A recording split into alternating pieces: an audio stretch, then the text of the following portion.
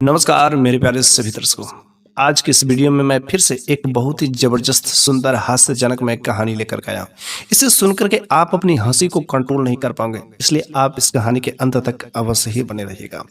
आज मेरी कहानी का जो शीर्षक है ना, उसका नाम है भोला का भूत। पता नहीं आपने सुना होगा कि नहीं सुना होगा, लेकिन मुझे पूरा विश्वास है कि यदि आप इस कहानी के अंत तक बने रहते तो यह कहानी आपके दिल को छू जाएगी। आप अपने हंसी को कंट्रोल नहीं कर पाएंगे।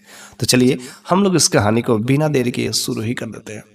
तो बहुत पुरानी बात है कि एक किसान जिसका नाम था भोला, नाम से ही बड़ा अच्छा था भोला।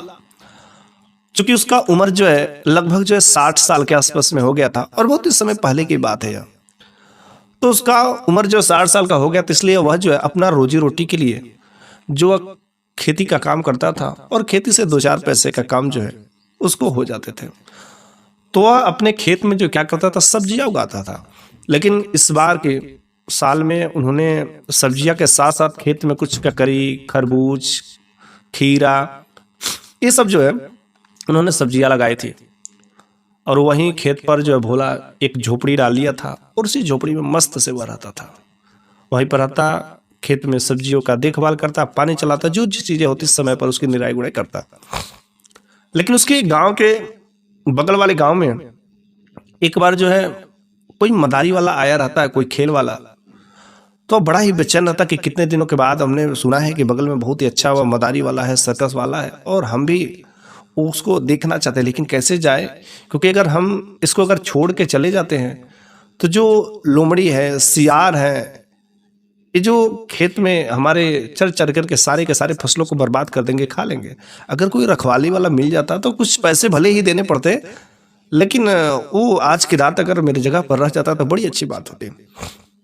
अभी तो ये सोच ही रहा था, तब तक जो है वहीं पर जो है एक साधु बाबा, लंबे लंबे बाल, जटाधारी, वहाँ पर आते हैं।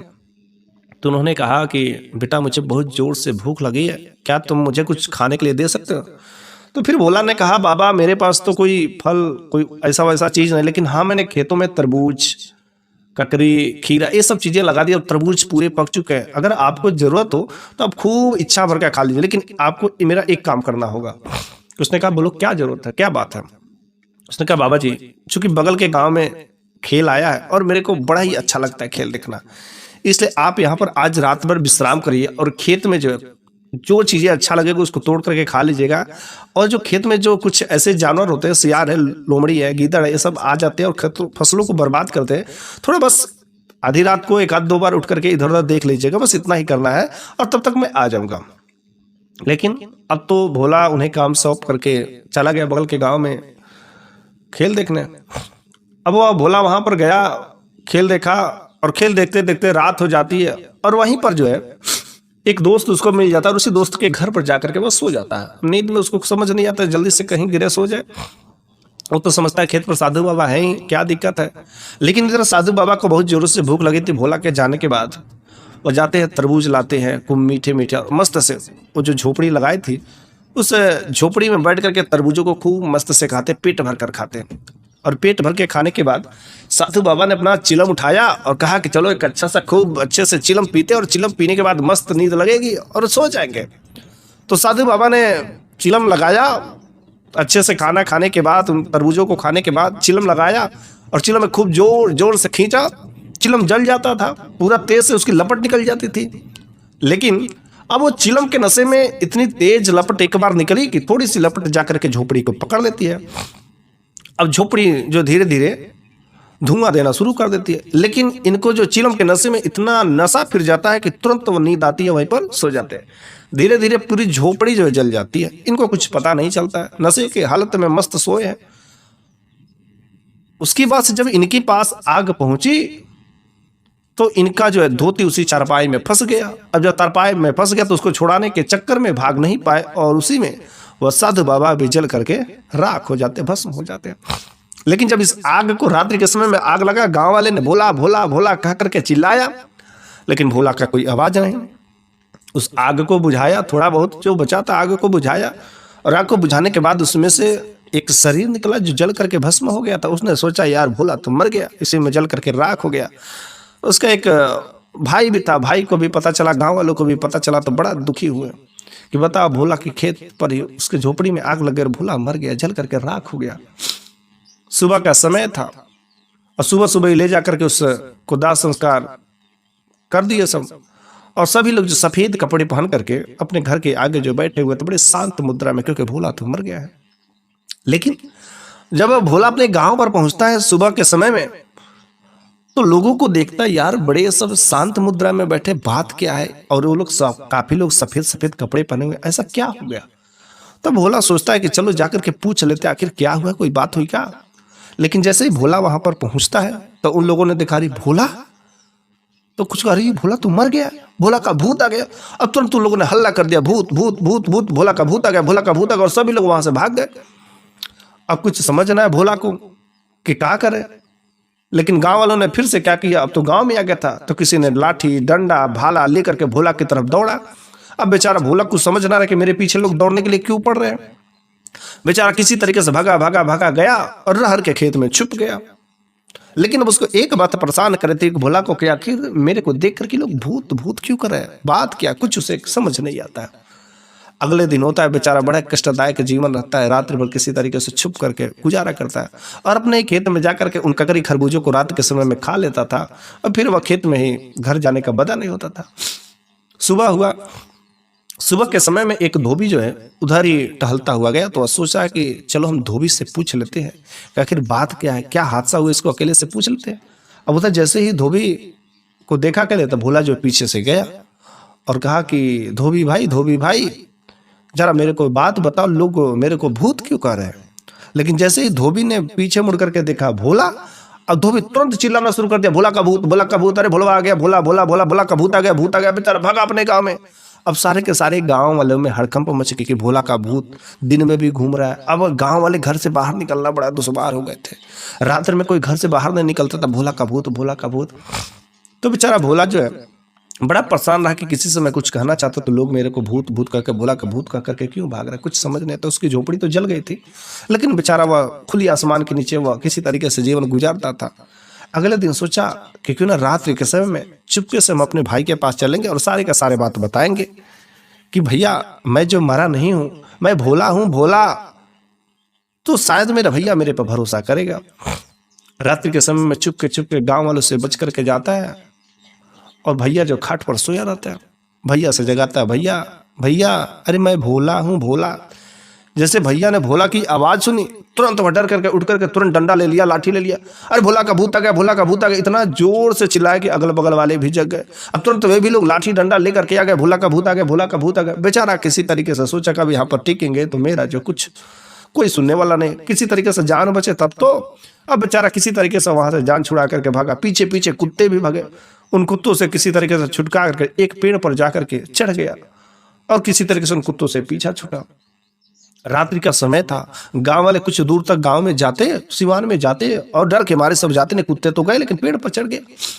बेचारा उसकी जान बची, लेकिन समझ नहीं आता है क्या हुआ। फिर से जो है रात्रि का लगभग 3 बज रहा था, वो सोचता है कि ये मेरे भाई को तो मेरे पर भरोसा नहीं है, शायद पास की जो गांव के बाहर में मेरा एक दोस्त रहता है उसको जरूर मेरे पर भरोसा होगा, उसके पास चलते हैं। लेकिन जब वो अपने दोस्त के पास भी जाता है और जगाता है, करे मेरे प्यारे दोस्त, अरे मैं भोला हूँ, भोला। अभी रात को अचानक इतना तेज चिल्लाता है कि अगल बगल उठ जाते हैं, वहां पर भी वही हाल, लाठी डंडा लोग लेकर के दौड़ा लेते। अब इसको कुछ भी समझ नहीं आता है, करे तो करे क्या। बेचारा भोला दिन के समय में रहर के खेत में छुप करके रहता था, रहर के खेत में, गन्ने के खेत में छुप करके रहता था और बस साग पात कुछ ऐसे ही खा करके बेचारा गुजारा बसारा करता था। कुछ उसको समझ नहीं आ रहा था कि आखिर कैसे लोग मेरी बातों पर भरोसा करेंगे, विश्वास करेंगे। मेरे को लोग भूत कह रहे हैं, मैं जिंदा हूं, लेकिन कोई मानने को तैयार नहीं है। बेचारा भोला बड़ा ही परेशान था। अगले दिन उसका भाई जो खेत पर आकर के चिल्ला चिल्ला करके कहता है कि अरे भोला भाई, अरे तुम घबराओ नहीं, मेरे को पता है तुम मर गए हो, तुम्हारी आत्मा को शांति नहीं मिल रही है और तुम्हारा 13 के दिन जो भी पूजा पाठ होगा बोल दो, हम तुम्हें समय समय पर हर चीज दे देंगे, कोई दिक्कत नहीं, लेकिन गांव वालों को परेशान मत करो, गांव वाले तुमसे बहुत डर रहे हैं। बेचारा भोला अपने भाई की इस आवाज को सुन करके बड़ा ही हैरान हो जाता है कि मैं कैसे अपने भाई को भरोसा दिला, अभी मैं जाऊं तो मेरा भाई भाग जाएगा। लेकिन उसी दिन जो है शाम का समय पुलिस वाले आते हैं और पुलिस वालों जब गांव में आते हैं तो गांव वालों ने सारी की सारी बात बताई, तो पुलिस वालों ने सोचा कि शायद जो एक डाकू है, जिस डाकू को हम लोग बड़े दिनों से खोज रहे हैं, वही डाकू जो यहाँ पर आ गया है। और लोग इसे भोला का भूत समझते। आज जहाँ पर भोला रहता है, पहले बताओ वह रहता का, वह कहता है अपने खेत के आसपास में रहते हैं, और वहाँ पर जो है आपको भोला मिल जाएगा, आप लोग उसको पकड़ लीजिएगा। उसने कहा नहीं नहीं, भोला नहीं है, वह डाकू है, डाकू। और उस डाकू को पकड़ने के लिए वे लोग सिपाही लोग वहाँ पर अपना घोड़ा ले जाकर के बांध देते हैं।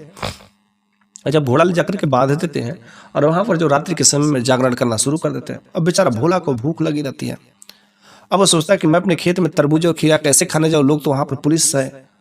अब वो सोचता है कि आखिर इन लोगों का फासला डर डर के कब तक जीत रहेंगे, आज मेरे को लोग मार ही दे, इससे अच्छा डर करके बेहतर है कि मर ही जाए, क्यों ना। भोला पूरा हिम्मत करके डायरेक्ट पुलिस वालों के सामने चला जाता है। अरे आप लोग मेरे को मारने आना तो मार दीजिए, मार दीजिए, अरे मैं भोला हूँ, भोला। इतना जोर जोर से अपने औकात पे आकर चिल्लाता है कि पुलिस भी हैरान हो जाती है। पुलिस सोचती है कि जब मर गया है तो मैं इसको क्या मारूं, इसलिए इसको मरने से डर नहीं है। पुलिस भी डर जाती है और किसी तरीके से पुलिस भी वहां से 9-2-11 हो जाती है। लेकिन जो दो के दोनों घोड़े रहते हैं, उछल उछल करके वहां से भागना चाहते हैं, लेकिन भाग नहीं पाते, क्योंकि उनको जो है बांधा गया था खूंटे से। लेकिन गांव वाले समझते कि भोला ने उन दोनों के दोनों घोड़ों को जकड़ करके रख लिया है। लेकिन किसी तरीके से वे घोड़े जो वहां से रस्सी तोड़ा करके भाग जाते हैं। अब गांव वाले बड़े परेशान हो गए थे, तंग होते गए थे। इधर जो है भोला समझ रहा था कि तेरही लोग फला तारीख को मेरा करेंगे, और तेरही के दिन चलो हम देखते हैं कि कौन कौन मेरे तेरही में आता है और कौन नहीं आता है। और जो नहीं आएगा उसके घर पर हम जाकर के शायद मैं अपनी बात बताऊं तो लोगों को मेरे पर भरोसा होगा। तो वह जो है जाता है, चुपके से पेड़ पर चढ़ जाता है। रात्रि के समय था, लोग जो दावत मना रहे थे, भोला की तेरही मना रहे थे। वह बड़ा ही अफसोस था कि मैं जीवंदा हूं और मेरे जीते जी लोग मेरे तेरही पर जो खाना खा रहे हैं, भोजन कर रहे हैं। लेकिन जब ध्यान से देखता है तो उसकी छोटी बेटी के जो समधी थे, ससुर थे, वह नहीं आए थे। तो वो सोचा कि शायद चलिए मैं डायरेक्ट उनके घर पर पहुंचता हूँ और वह मेरी बातों को समझ सकते हैं। वह बूढ़े बुजुर्ग थे। तो भोला जो पेड़ से उतरता है, अपनी छोटी वाली बेटी के घर पर पहुंचता है और समधी भाई के खाट पर बैठ जाता है। और वहां पर समधी वह डर कर नहीं भागते, चूंकि वह निडर रहते हैं, बूढ़े बुजुर्ग रहते हैं। और भोला वहां पर सारा का सारा अपना किस्सा जो कह सुनाता है। समधी भाई भी बड़े हैरान होते हैं कि गांव वाले सब क्या कर रहे हैं, एक जिंदा आदमी को मुर्दा बना करके और आज उसकी तेरही कर रहे हैं। सुबह होते ही समधी भाई भोला को साथ लेकर के उस गांव में आते हैं। लेकिन जब लोगों ने देखा, करे भोला तो एक आदमी के साथ में, और यह तो लग रहा है भूत नहीं है। फिर उस समधी भाई ने सारी की सारी बात तो गांव वालों को बताई। अब गांव वाले अपने मूर्खता पर बड़े ही पश्चाताप हुए। भोला ने बताया, करे मैं नहीं बल्कि एक साधु बाबा थे, कि वही जो जल करके राख हो गए थे, जिन लोगों को आप लोगों ने हमें समझ लिया। चलिए ठीक है, कोई बात नहीं, उनका भी तेरही हो गया, खत्म हो गया। मैं नहीं बल्कि उनका तेरही हो गया। इस तरीके से उस साधु बाबा का भी दाह संस्कार क्रियाक्रम भी हो जाता है, तेरही भी बीत जाता है और उनके भी आत्मा को शांति मिल जाती है। तो गाँव वाले बड़े ही शर्मिंदगी हुए अपनी इस मूर्खता पर कि किसी चीज को बिना जाने ही भूत भूत कहना उचित नहीं होता है।